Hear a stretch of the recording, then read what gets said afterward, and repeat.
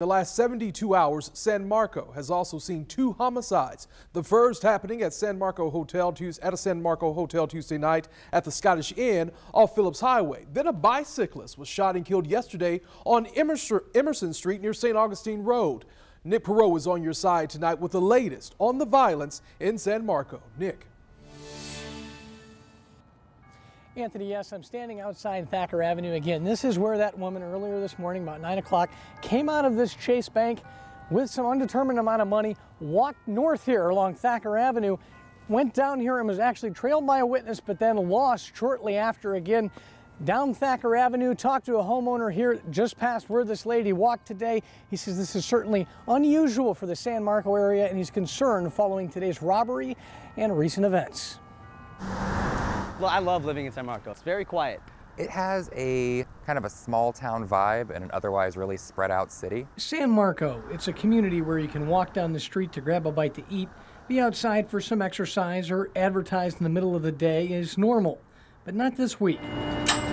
Landon Middle School and the nearby library briefly on lockdown this morning as police searched for a woman responsible for robbing this Chase Bank. Adding she took off down the street Matthew Lindsay has lived on for 5 years. A little frightening, but again, I feel safe here. I've been here a long time. I'm glad this building isn't 3 stories. Today, with the help of some friends, including Peter Thomas, Lindsay's moving upstairs after some water damage to the first floor. Within the last 72 hours, San Marco's seen 2 homicides and this morning's bank robbery. In this area specifically, it doesn't happen that often. Since the first of this year, JSO's crime map shows 51 crimes have been reported in a mile range of San Marco. So to hear it's, like I said, a little disturbing, but I think you're going to have that anywhere you live. So JSO's same crime data shows nearby Arlington had 57 crimes since January, but that's only a third compared to Jacksonville's north side. Honestly, crime's pretty easy to avoid in your personal life if you're not doing stupid things. Well, Thomas and Lindsay admit they may be more laid back than most. They say the latest string could just be bad luck for San Marco. I think you're going to have crime anywhere. And they'll continue to live on in San Marco.